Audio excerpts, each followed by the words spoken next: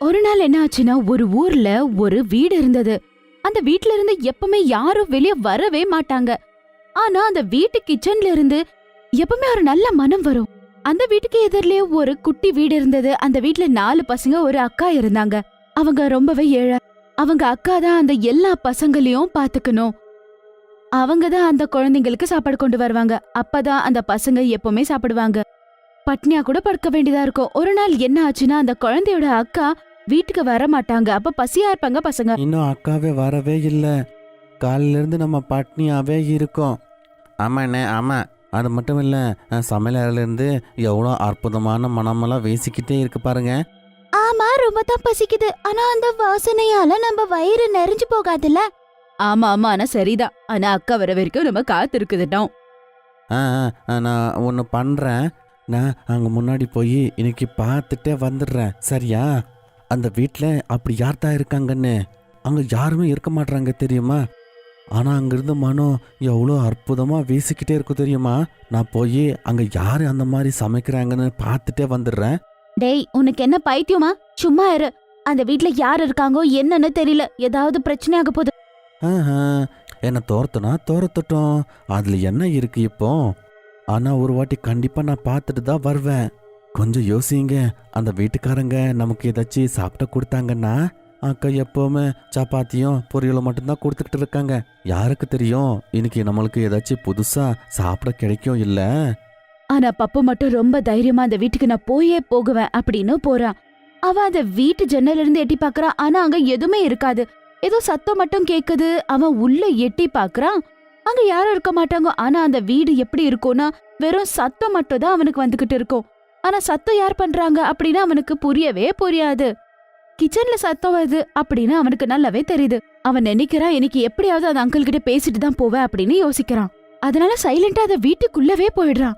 ஆனா வீட்டுக்குள்ள போய் பாக்குறான். அந்த வீட்டோட நிலைமைய பார்த்து அவனுக்கு தோணுது, ரொம்ப வருஷமா இங்க யாருமே வாழாத மாதிரியே தான் இருக்கும். அட, இந்த வீடு எவ்வளோ அற்புதமா இருக்கு. இந்த வீட்டில் யாராச்சும் இருப்பாங்களா? இந்த வீட்டை பார்த்தா எனக்கு என்ன தோணுதுன்னா, வருஷக்கணக்கா மூடி இருக்குன்னு கேள்விப்பட்டேன். சரி சரி, அதெல்லாம் நமக்கு எதுக்கு? நாம இப்போ கிச்சனுக்கு போகணும், அவ்வளவுதான். அவன் அப்படி இப்படின்னு தேடி கடைசியா கிச்சனுக்குள்ள போயிடுறான். கிச்சன்ல ஒருத்தங்க அங்க சமையல் செஞ்சு நின்னுக்கிட்டு இருப்பாங்க.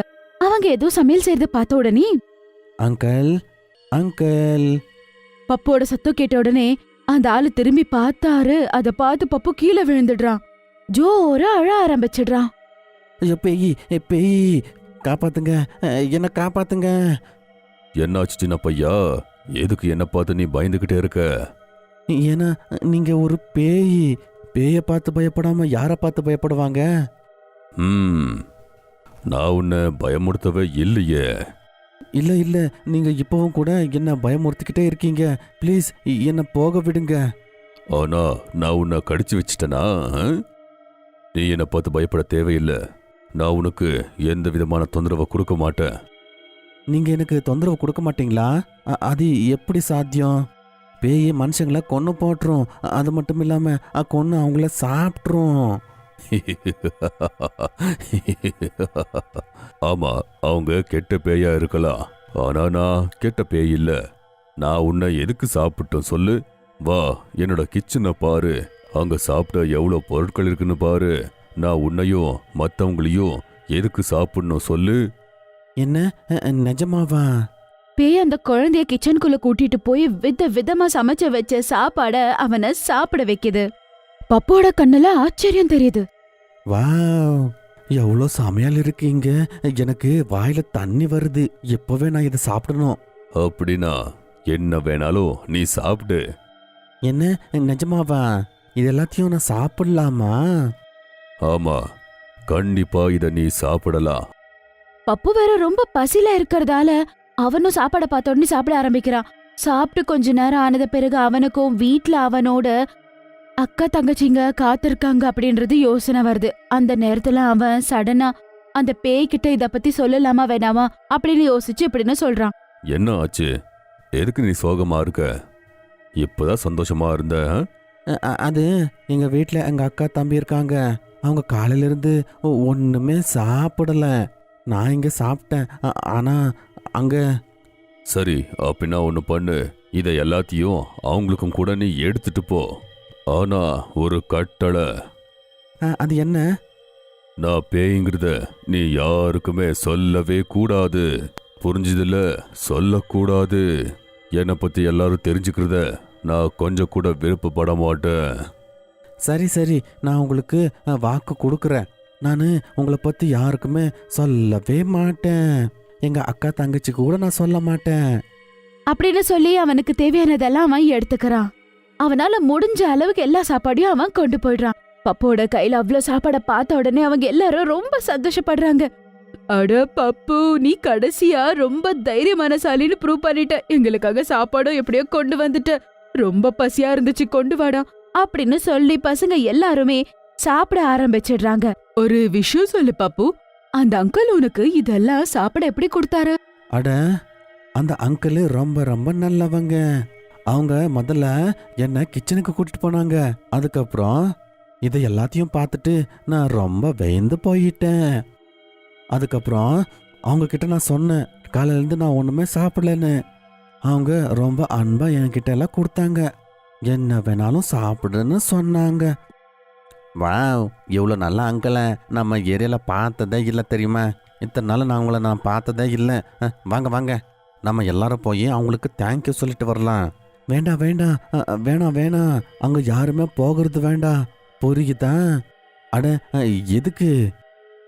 அது அது அங்கிள் ஏதோ வேலை பண்ணிக்கிட்டே இருக்காங்க. அப்புறம் அவங்களுக்கு கோவம் வந்துச்சுன்னா அவங்க நம்மளுக்கு சாப்பிட ஒன்றுமே தர மாட்டாங்க, தெரியுமா? சரி சரி, இதுக்கப்புறம் யாரும் போகாதீங்க அப்படின்னு சொல்லிட்டு அதுக்கப்புறம் ராத்திரி ஆன பிறகுதான் அவங்க அக்கா வீட்டுக்கு வராங்க. வீட்டுக்கு வந்து இவ்வளவு சாப்பாடை பார்த்து அவங்களும் ரொம்ப ஷாக் ஆகுறாங்க. எல்லா விஷயமும் தெரிஞ்சுக்கிட்ட பிறகு அவங்களும் நிம்மதியா சாப்பாடு சாப்பிடுறாங்க. மறுநாள் காலையில அவங்க அக்கா மறுபடியும் பிச்சை எடுக்கிறதுக்காக கிளம்பும் போது பப்பு வந்து அவங்கள போக வேண்டாம்னு சொல்லிடுறான். ஐயோ, நான் போலனா நீங்க எப்படிடா சாப்பிடுவீங்க? பப்பு ரொம்பவே அடம் பிடிக்கிறதால அன்னைக்கு அவங்க அக்கா சரி போக வேண்டாம் அப்படின்னு விட்டுடுறாங்க. நேத்து ராத்திரி மிச்சம் ஆன சாப்பாடி அவங்க பகல்ல சாப்பிட்டுறாங்க. அதுக்கப்புறம் சாயந்தரம் ஆகுது. காலையில என்னமோ சாப்பிட்டோம், இப்ப நைட் என்னடா நம்ம பண்ண போறோம்? நீங்க ஒன்றும் கவலைப்படாதீங்க. முன்னாடி அங்கிள் இருக்காங்கல்ல, அவங்க வீட்டுக்கு நான் இப்போ போய்கிட்டே இருக்கேன். அதுக்கப்புறம் அங்கிருந்து நிறைய ஸ்வீட்ஸ் எல்லாம் எடுத்துக்கிட்டு வர்றேன் அப்படின்னு சொல்லி பப்பு சீக்கிரமா ஓடி போய் அந்த கிச்சன்ல போய் நின்னு கூப்பிடுறான். அதுக்கப்புறம் அங்க பேய் வருது. வந்து அவனுக்கு தேவையான சாப்பாடு எல்லாமே அவனுக்கு கொடுக்குது. வந்துட்டியா நீ? ஆமா பேய் அங்கிள், நான் வந்துட்டேன். வீட்டில் எல்லாருமே பட்னியா இருக்காங்க. இன்னைக்கு அக்காவை வெளியே விடவே நான் இல்லை. நான் சொன்னேன் இன்னைக்கு நான் சாப்பாடு எடுத்துட்டு வரேன்னு. நீ சரியாதான் பண்ணிருக்க. இந்த பேயோட கிச்சன்ல இருந்து எப்பவுமே சாப்பாடுங்கிறது காலியா ஆகாது. எனக்கு சமைக்கிறதுனா ரொம்ப ரொம்ப பிடிக்கும். அதுக்கு நீ எப்ப வேணாலும் வந்துட்டு போலாம். இந்த பேயோட கிச்சன்ல இருந்து நீ சாப்பாடு எடுத்துக்கிட்டு போலாம். சரி பேய் அங்கிள், ஆனா உங்ககிட்ட நான் ஒன்று கேட்கட்டுமா?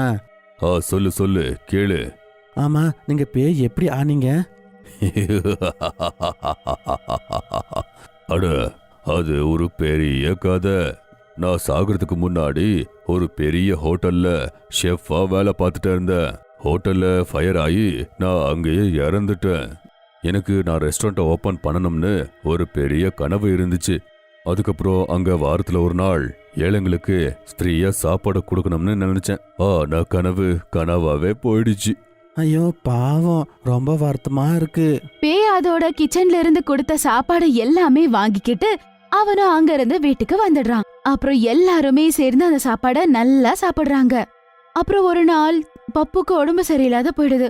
அவனுக்கு ரொம்பவே ஜுரமா இருந்தது. பப்புக்கு ஜுரமா இருக்கு, அவன் போய் சாப்பாடு வாங்கிட்டு வர முடியாது. நீங்க யாராவது போய் வாங்கிட்டு வரீங்களா? அக்கா, நானே போய் வாங்கிட்டு வரவா? சரி, கூட ராஜுவ கூட கூட்டிட்டு போ. பிங்கி மற்றும் ராஜு அங்க வீட்டுக்கு போறாங்க.